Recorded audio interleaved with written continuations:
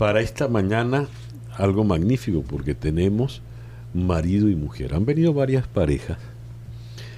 Hemos tenido parejas que se dedican a lo mismo, pero eso ha sido muy extraño, ¿no? O hay parejas que son parejas, mas no lo son en la realidad, es decir, le falta algún papel o alguna situación. En el caso de hoy, es una pareja muy bien avenida, ya vamos a saber cuánto tiempo tienen de pareja, pero además se dedican a lo mismo, se dedican a la música y a la música coral. Así que le quiero dar la bienvenida, como se dice en la música, a la maestra María Guinán y al maestro Alberto Grau. Bienvenido, Alberto. Muchas María. Gracias. ¿Quién va a preguntar de primero? Wow. El maestro. Bueno, haré una excepción, porque quien pregunta más siempre es María. ¿Sí? Sí. Bueno, entonces, bueno, antes de que ella se desate. sí. María, A ver, ¿qué haces Alberto. tú cuando yo no estoy en la casa y me quedo 2 meses por allá, por Barcelona? Uy, Wow, qué buena pregunta. El tronco detalle de está en la pregunta. respuesta. El detalle está en la respuesta. Bueno, en primer lugar, descanso. Me voy para tu estudio y en tu estudio me dedico a trabajar sin que nada me perturbe. Te recuerdo, pero no estás. Eso Entonces, es un eso- alivio, María, porque lo estás diciendo como si fuera un alivio. Pues sí, es un alivio. Sabía el maestro Grau que Es decir, su ausencia era un alivio. Siempre. Estaba convencido de eso, pero no puedo evitarlo. Algunas veces tengo que llegar a la casa.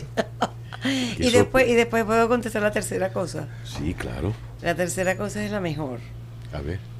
Hablamos por teléfono todos los días. Todos Ajá. los días lo llamo. Pero si algún día, por ejemplo, lo encuentro un poco alteradito o con ganas de discutir, la conversación pues termina quizás un poco más rápido. Ujú. Y solamente con colgar el teléfono ya sabes que no discutiste más. Hasta mañana. Perfecto.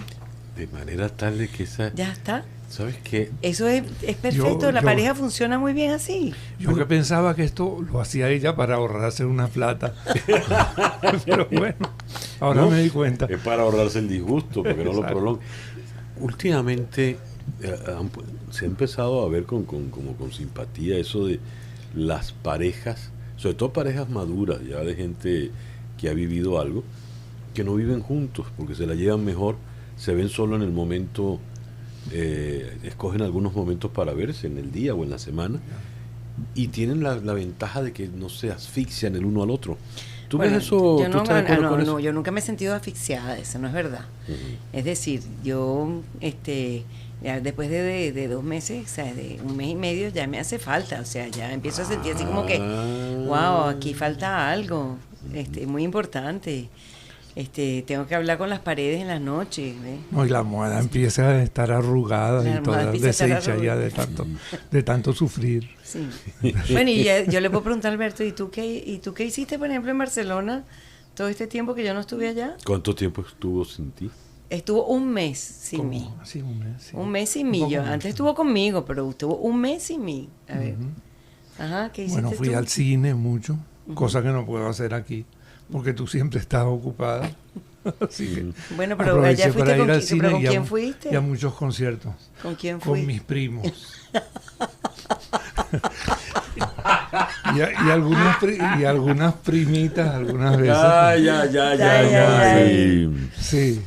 Pero Pero- Alberto disfruta mucho también de su soledad. estadía de soledad. También. Sí, es verdad, me gusta mucho, sí. Porque es muy difícil Son realmente. creativas la soledad es creativa, Alberto. ¿Cómo no? Sí. No, de hecho, sin soledad es muy difícil crear. Sí, la vida, por ejemplo, aquí en Venezuela es muy, muy complicado sentirse a veces solo. Entre el teléfono, los amigos, los disgustos, la política, lo que uno lee en la prensa, de aquí y de allá. Todo eso es muy difícil, ¿no? Pero hay unas horas, por ejemplo, a las 3, las 4 de la mañana, cuando ya el cuerpo y la mente ha descansado un poco, que es la mejor hora para poder crear. Y uno empieza en la cama. En la cama uno se empieza a despertar y se da cuenta que las ideas vienen de una manera más frescas, ¿no? Ujú. Y es el momento entonces de levantarse. Aun cuando después a las 6 de la mañana ya uno tiene sueño otra vez y se vuelve a acostar una hora o media hora, lo que uno pueda, ¿no? Como envidio esa frase, porque yo me Sí. puedo despertar a las 4, pero a las 6 tengo que estar aquí dando Claro. los buenos días, ¿no? Es verdad, Sí, es verdad. Eso es. Bueno, yo a veces te oigo, pero con el radio que tengo al lado desde la cama. A ver, ¿qué le vas a preguntar a María, Alberto? A María, bueno, yo estoy sorprendido, yo pensé que le hacía más falta. De hecho, pero bueno, ¿qué te podría yo preguntar? Uno es ingenuo como ser humano y uno piensa que cuando está lejos, ella debe tener pues unos sentimientos de afectos y de necesidades muy especiales. Pero tal vez no es así. ¿Cómo te sientes cuando yo no estoy aquí contigo? Aparte de aliviada, que ya lo confesaste. Ya lo confesé. Solita, Sola. solita, Bueno. porque uno vivo así como en estado monacal, ¿verdad?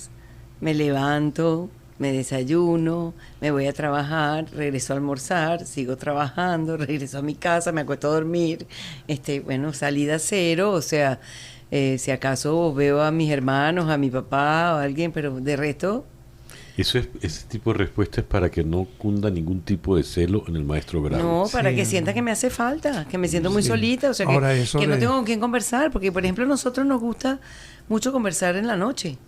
Bueno, a más a mí que a Alberto, es verdad. Sí. Eso del estado monacal, María, sería así como la novicia rebelde, más o menos. Bueno, puede ser una pequeña novicia rebelde, Sí, sí, vamos a porque- ponerlo. Bueno, pero ya no soy tan novicia. Pues No, rebelde pero sigo siendo, rebelde pero tan sí. novicia no. Pero rebelde. ¿Te puedes definir como una novicia rebelde, María? Sí, pero no novicia, rebelde sí, pero... Claro, es decir, después de una cuántos monjita nietos. monjita madura rebelde. ¿Después de cuántos nietos tienen ya? Ya Dos. tenemos 4 en realidad. Tenemos 2 de Alberto grandes, que están en Bogotá, 2 adolescentes, y tenemos 2 de nuestro hijo Luis Alfredo, que son pequeñitos, de 2 años y medio y casi 1 año.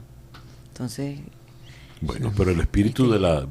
Ya ahí no hay noviciado, pero, no hay pero la rebeldía dices que sigue. sí, la rebeldía sigue. Por ejemplo, voy a ver a mis nietos y me dicen, bueno, y puedes ir a hacer tal cosa y puedes ir a ver a tal persona y no, mis nietos como no están aquí, yo voy a ver a mis nietos, es decir, voy a estar con ellos. Que además, bueno, los 4 nietos están fuera de Venezuela. Sí. Saben que es un Exactamente. fenómeno muy constante en la Venezuela de hoy, ¿no? Sí. Sí, Se van y los hijos y se van los nietos. Y claro, nosotros, bueno, yo crecí en una familia de 7 hermanos, y de hijos y sobrinos todos juntos, cerca de mi papá y mi mamá, y de reuniones familiares todos los domingos, o las fiestas importantes, y además para Alberto quizás demasiadas reuniones familiares a veces, y claro, empiezas tú a echar de menos que ya el entorno tuyo sigue siendo el entorno, llamas decir, de tus hermanos y de tus mayores,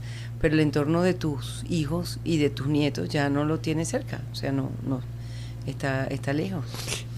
Y en el caso de Alberto Grau es al revés, porque vienes de Sí. Barcelona Exacto. en los tiempos en que se emigraba a Venezuela. Así es. Yo diría que, digamos, salimos de España, de Cataluña, en plena guerra civil. Digamos, mis padres eran republicanos y tuvimos... Como todos los catalanes. Bueno, casi todos. Bueno, la gran mayoría de los catalanes. Exactamente. Está bien. Todavía quedan unos cuantos dinosaurios por allá, pero bueno, ¿qué le vamos a hacer?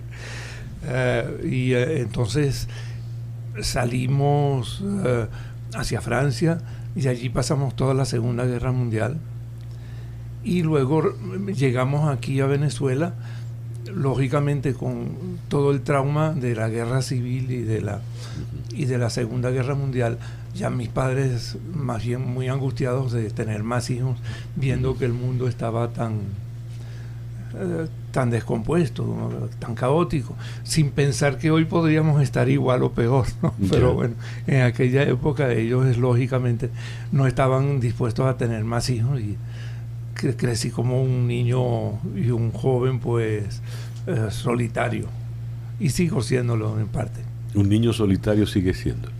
Sí, y lógicamente... Y quiero subrayar lo de niño porque ya hablamos de la soledad, ¿no? Claro. Me siento, digamos, hablando internamente siempre, y en un entorno familiar que es la familia de María, que es totalmente raro y distinto a lo que fue mi infancia, mi juventud, y lo que hoy en día estoy viviendo, pues digamos que una familia de 30 personas de cada domingo, por ejemplo. María, ya que se ha revelado como un niño, tienes la oportunidad maravillosa de preguntarle al niño Grau, no al señor ni al maestro Alberto Grau, sino al niño Grau. ¿Cuáles son las tremenduras que más te gustan hacer? Uy, Esta sí que no te las voy a decir. Esta sí que, porque te voy a preguntar ya cuáles son las tuyas, y yo sé que tú me vas a responder cualquier cosa. Así que, bueno, pero favor, dime una tremendura, por ejemplo, inocente, una tremendura de niño, pues. Bueno, me gusta, por ejemplo, meterme contigo y hacerte rabiar a veces. ¡Qué maravilla! Pero es que lo disfruto mucho. Sí, yo Sí, plenamente, sí. Y ella cae. Y yo después de 35 años sigo cayendo. Sí. Sigo cayendo, es verdad. Me da una rabia enorme porque a veces me parece que me está diciendo en serio una cosa con la que yo estoy totalmente en desacuerdo, y yo pues se me salen todos los apellidos y Alberto me dice, pero es que tú todavía no me conoces, que te estoy haciendo rabiar. Un ejemplo de cómo son esas rabietas provocadas para tu propio goce, Alberto. Por ejemplo, por no ir muy lejos, cuando yo regreso después de 2 meses, si el cepillo de dientes estaba a la derecha, ella no lo tiene ni siquiera a la izquierda, lo ha metido en un armario. Y entonces yo digo, ¿y mi cepillo de dientes? Me dice, bueno, está allá dentro del armario. Pero bueno, María, ¿y cómo lo puedo saber? Esta vez, por ejemplo. Pero esto puede suceder. Sí, pero hay quien todos pasa la los rabia días. eres tú. ¿Qué? Ahí paso la rabia yo. Pero, entonces, quien pasa la rabia eres tú. Pero es que ahí empieza la guerra. Ahí empieza la guerra. Ahí empieza la guerra. ahí es donde... Pero bueno, María, ¿qué te pasa? A ver, y ya que tú preguntaste por las tremenduras, ¿y las tuyas, María? Mis tremenduras. Mis tremenduras. Ahora sí, Alberto Grau ha puesto una sonrisa de niño pícaro. Ajá, pues ahora sí. Bueno, justamente quizás cambiarte las cosas del lugar o hacer algunas cosas que no te las cuento. Por ejemplo, estas son las que queremos saber. Pero no se las cuento porque va a decir que no. Por ejemplo, yo le digo, tenemos que remodelar tal parte, tenemos que hacer nuevo este pedacito del baño de la casa. No, mejor que hagamos una pinturita, no sé qué, no. Entonces, claro, él se va y yo busco mis albañiles, pum, pam, pam, y cuando llega está todo listo. Entonces, a ver, ¿qué ves diferente? Ay, no sé, como que está más luminoso, o sea, será una pinturita. No, mira, todo esto está nuevo. Tienen 35 años de casados. Y la relación la siento muy juguetona. Entre provocaciones de trampitas de aquí y allá. Es un buen truco para la felicidad conyugal, tomársela a juego. Yo creo que son pequeñas descargas que son necesarias con cualquier persona con quien tú tengas mucho contacto. Es decir, yo creo que es una mentira pensar que uno puede estar 24 horas del día siempre feliz y contento con una persona que tiene la voz, porque es muy aburrido para empezar. Es muy aburrido. Entonces, de tanto en cuanto uno tiene que crear algunas situaciones tensas para buscar una distensión donde te provoca natural, ¿no? ahorcar al otro. Ajá. No. ¿Y ha habido alguna vez alguna pelea de verdad así, donde las ganas de ahorcar? Cuando María Guinán dice ahorcar, quiero que sepan que la boca la abre casi como que fuera la horca, con los ojos desorbitados. ¿Ha habido algún momento así? Sí, seguramente. Se han habido unos cuantos. Lo que pasa es que, bueno, la sangre no llega al río. O sea, afortunadamente. hacemos uso y gala de nuestras, digamos, de nuestros conocimientos psicológicos, de nuestras posibilidades de comprensión del otro, de ponte en tu lugar, yo en mi lugar, ponte tú en el de él y yo en el suyo, o sea, todo este tipo de cosas. De manera de que, o si no, simplemente, bueno, dices, me voy a tomar un airecito, me voy a caminar para el cerro y vengo más tarde, ya. ¿Es muy importante para ustedes la inteligencia en la relación de...? Para mí sí. Sí. La inteligencia de todo tipo. La inteligencia como un todo. Y para mí hay una inteligencia que es muy importante, que es no tanto la inteligencia, digamos, no tanto lo que tú desarrollas, tu inteligencia, sino la intuición. O sea, lo que la persona puede entender por intuición, porque hay algo que es inexplicable en la vida, pero que sale, pues. O sea, ¿Tú eres intuitiva, María? en algunas cosas sí, pero yo tengo que decir que Alberto es muy intuitivo. O sea, a mí me ha parecido que toda la vida que he compartido con Alberto, una de las cosas que realmente me ha gustado más, me ha llamado más la atención es, sin saber por qué, él a veces tiene una respuesta que proviene de la intuición, que no proviene de a lo mejor ni siquiera de un argumento o de un razonamiento. Y yo puedo decir que en gran cantidad de veces esa intuición ha sido acertada. Dame un ejemplo. Por ejemplo, yo donde noté que Alberto tenía siempre una intuición enorme era en la educación de los hijos. O sea, en tomar decisiones.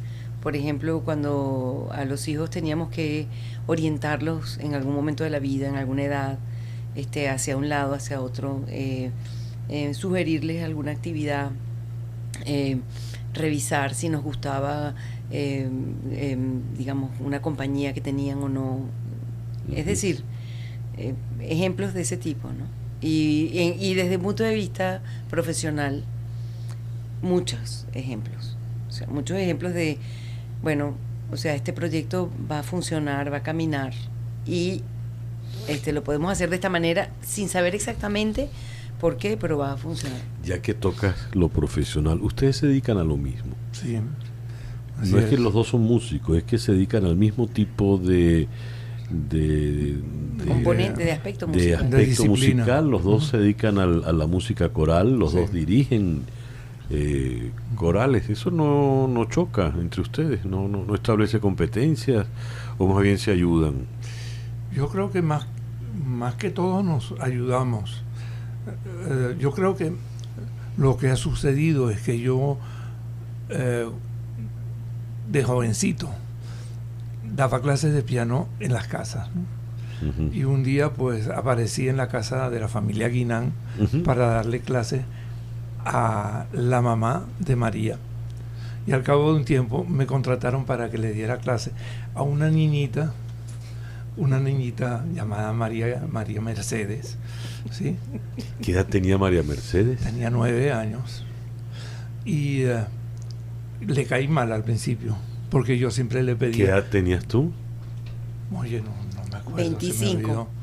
No, antes. ¿Cómo que antes? Claro, vale. Ajá. Si tú tenías 9. Saca la cuenta, pues. Suma. Son 24. Ese añito hay que pelearlo. Ajá, entonces. Bueno, entonces el problema con ella especialmente ya era muy rebelde y siempre teníamos problemas porque no se quería cortar las uñas. Yo le decía que así no podía tocar el piano bien. Y ahí comenzaron nuestras discusiones, ¿no? Pero ahí por lo menos había ya como una especie de respeto al profesor. Con el tiempo ya, cuando ella creció, yo seguí siendo su maestro, ya no tanto como pianista, sino más bien ya como director de coro. Cantó en los coros que yo dirigía y todo esto. Ella siguió estudiando y formándose como músico, y vino un momento que ya nos emparejamos. Y hoy en día pues... ¿Qué quiere decir emparejamos? Nos emparejamos Desapare- en el sentido de que ella empezó, por intuición posiblemente, a darse cuenta que ya no le podía yo seguir diciendo cómo hacer las cosas. Entonces ahí ya vino un momento, inclusive, que yo me di cuenta que me tocaba ya hacer el papel de niño y preguntarle cómo tenía yo que actuar como músico. Es una bonita confesión de amor, pero Y hoy en día pues estoy convencido que, bueno, que ella tiene razón. Y si no tiene razón, estoy convencido que lo mejor que puedo hacer es callarme, ¿sí? Para evitar disgustos y que después cada uno de los dos haga lo que quiera o lo que considere que tiene que hacer. o sea, este señor está en tu vida de manera importante desde los 9 años, María. Así es. ¿Y cómo ha ido cambiando tu visión de este señor a lo largo de tu vida? Bueno, Por ejemplo, 9 años. 9 años. Córtese las uñas, niña María. Era y el tú no te profesor, cortas era el las uñas. profesor de piano, pues, era mi profesor de piano. Pero, claro, pero no fue solo mi profesor de piano, era la persona que me introdujo en el mundo de la música. O sea, la persona que me enseñó a tocar piano, pero la persona que me dijo, le dijo a mi mamá, tiene que ir a la escuela de música. Póngala a estudiar en la Juan Manuel Olivares. Entonces mi mamá nos llevaba y bueno, ahí hubo otros profesores que eran sus amigos, sus colegas. Entonces, bueno, claro, yo siempre lo veía como mi profesor de piano. Pero en ese periodo pues de la vida, Alberto tenía otra vida desde un punto de vista personal, y yo pues viví ¿Qué mi vida. llamas otra vida? Bueno, Alberto se casó en 2 ocasiones, tuvo 2 hijos en sus distintos matrimonios, fueron proyectos de vida diferentes, y bueno, yo viví mi vida también de adolescente y de juventud, también me casé muy joven, y bueno, digamos, en términos de vida afectiva, personal, pues había cada quien tenía su camino, pero sí compartíamos mucho el interés, vamos a decir, el interés profesional, y yo siempre tuve en Alberto una gran referencia, porque primero fue mi profesor de piano, pero también en el año, cuando yo tenía como 18 años, más o menos, Alberto ya no quiso dar más clases de piano, sino que juntó un grupo de sus alumnos y empezó la primera cátedra de dirección coral en el país. Aquí no se podía estudiar dirección coral, entonces él, muy convencido de que quería desarrollar un movimiento coral, reunió a un grupo de alumnos suyos y nos empezó a dar clases como maestro de coro. ¿Cómo dirigir sin batuta? Cómo dirigir sin batuta, o sea, cómo hacer todos los ejercicios, nos enseñó, aprendimos muchísimo. Eran unas clases entrañables en un momento en que ninguno de nosotros sabía tampoco hacia dónde iba, es decir, en el... Muy bien. Hay algo bien bonito. 2 matrimonios previos, Alberto, Sí, vinculados a la música, los 2. así es, sí, Es decir, te casaste con música siempre. siempre, sí, sí, sí. O sea que de 3 músicos. Sí, eso es así, es el ser humano que tropieza 3 veces con la misma piedra. Ni siquiera cambié de piedra. ¿Y tú, María? No, yo me casé, digamos, la primera vez me casé con una persona que estaba en el mundo de la filosofía y las ciencias políticas. Uh-huh. Bueno, porque fue una época también en que yo tenía mucho interés en esos temas. No es que los he perdido, pero, digamos, Eres rebelde. fui muy rebelde. ¿Y en qué momento ustedes 2 se dan cuenta, después de tantas experiencias, que se están viendo de una manera distinta? Bueno, yo creo que ya avanzada la vida. Y Pues menos, esa es una pregunta que tú le tienes que hacer a él. Sí. Ajá. ¿En qué momento fue que la cosa se Clic. dio distinto? ¿En qué momento hizo clic? Mira, se me olvidó, chica. ¿Qué entiendes tú por clic? Explícame. Bueno, no sé, ¿cuándo me empezaste a ver distinta? ¿Qué? ¿Cuándo me empezaste a ver no como tu alumna? Cuando ¿sí? empezaste a mirarme con una dulzura muy especial. ¿Ves? No te quiso contestar en qué momento fue. Pero Es que él sigue realmente- con lo de la dulzura y Sigue la... con lo de la dulzura. Exacto. Sí, sí. Pero vamos a ponerlo así, fue en el momento preciso, en que tenía que ser. Sí. Si no hubiera sido en ese momento, difícilmente tendríamos hoy 35 años juntos. O sea, Una vez que conversábamos, tú me decías algo muy... Lo marcaste de una manera muy bonita, no muy pícara. Decías, bueno, primero era el maestro Grau, después maestro, después Grau, después querido maestro, hasta que llegó un momento en que era Alberto y pasó Albertico. Albertico. Así es. Y Albertico me quedé. Todavía estás en Albertico. Sí. Sí, sí. ¿Y esos 14 años cuándo dejaron de importar? Yo creo que ya, cuando nos encontramos, o sea, yo estaba al final de mi década de los 20, o sea, digamos en la entrada ya a la segunda parte de mis 20 y pico, y Alberto ya estaba en sus 40 y pico.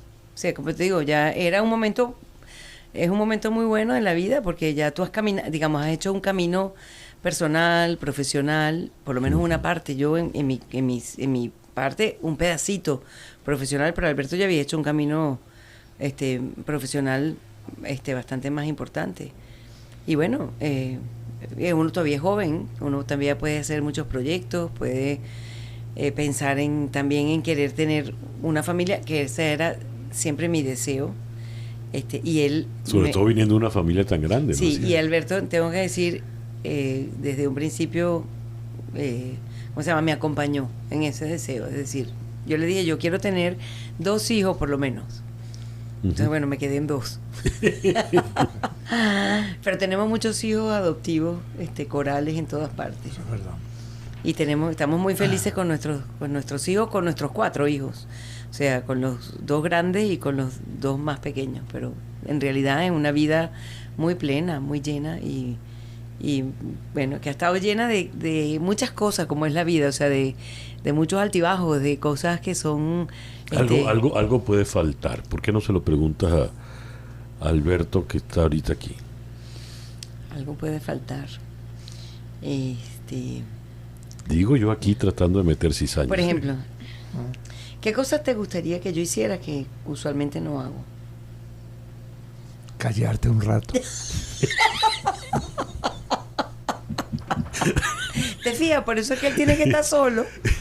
Por eso es que cuando él se va, tiene que estar solo. Bueno, tú le puedes preguntar a ella, Alberto. Ay, señor. Es que yo creo que ella me ha mentido siempre en este aspecto. Yo le pregunto cosas y ya tiene unas preguntas ya preparadas, sí. En eso nos parecemos los dos. Ahora, los dos son músicos y al ser músicos se dedican a un oficio muy, muy particular. Es decir, así es. La meta de ustedes es procurar siempre belleza, perfección. Sí. Eso es lo que debe animar a un músico, no importa a qué tipo de música Así se dedique, es. ¿no? Sí. No es muy complicado esa búsqueda de la belleza y la perfección, si cada uno lo está haciendo en la casa. Yo no lo creo. Yo creo que si yo tuviera que volver a vivir desde joven, escogería la misma profesión. Si alguien pudiera garantizarme que tendría tanta suerte y tanto éxito personal, no digo yo éxito de tipo internacional o cosas así, sino de sentimientos profundos. Yo siento que la suma de buenas cosas que me ha podido dar la música no me lo hubiera dado nadie más en el mundo, ¿no? ¿Te dio a María? ¿Qué? Y hasta te dio a María, ¿no? Claro, y ella es música. Y a mí la música me dio Alberto. Y nos dio la vida. Es decir, cuando a mí me preguntan qué es para mí la Schola Cantorum, nuestra vida es la vida. O sea, es nuestra vida, es la vida, es nuestra familia. Somos nosotros, es el cotidiano.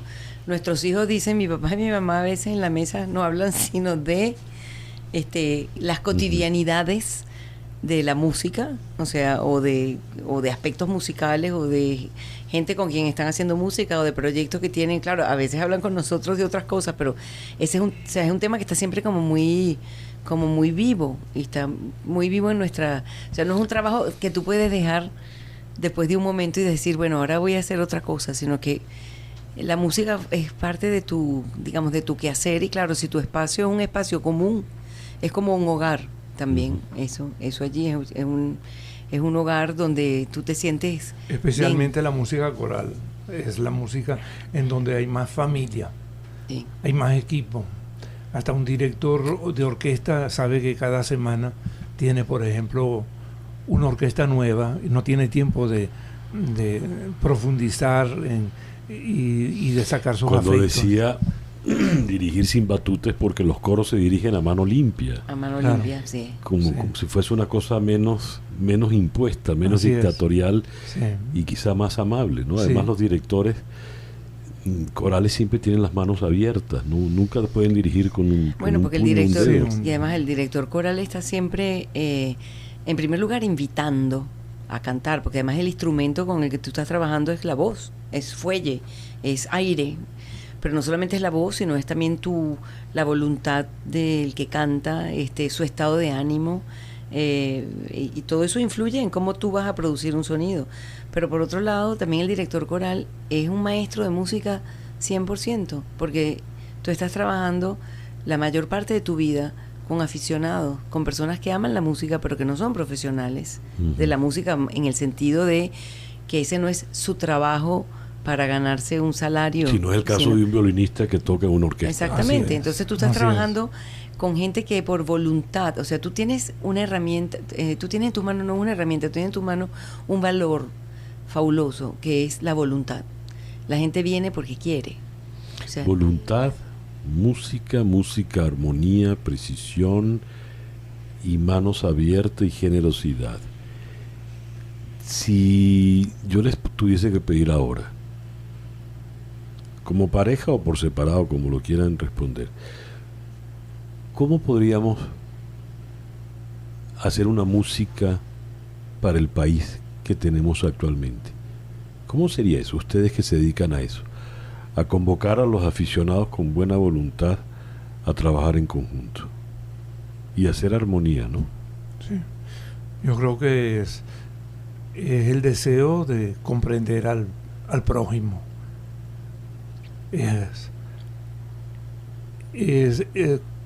Convencerse y tratar de convencer de que todos somos el país, que todos somos venezolanos, que todos queremos esta patria y que el único camino es que todos estemos conscientes de que merecemos un respeto. Eso es muy importante. María. sí, yo siguiendo un poco la línea de Alberto, me siento muy identificada con lo que él dice, diciendo, insistiendo en que es importante, es fundamental que nos reconozcamos unos con otros. Es decir, que nos sintamos todos igualmente importantes dentro de esta tierra, que hay un espacio que podemos compartir, que podemos construir juntos, pero que no, o sea, si alguien quiere aplastar a alguien, no funcionará nunca. La única manera es encontrando una voz común. ¿Alguna última pregunta para Alberto Grau, María? Bueno, ¿tú crees que tenemos una voz común nosotros? Sí. Nos queremos mucho los dos, a pesar de todo. Mil gracias por haber venido. Gracias, César. La maestra María Guinán, el maestro Alberto Gracias Grau. por invitarme. Gracias.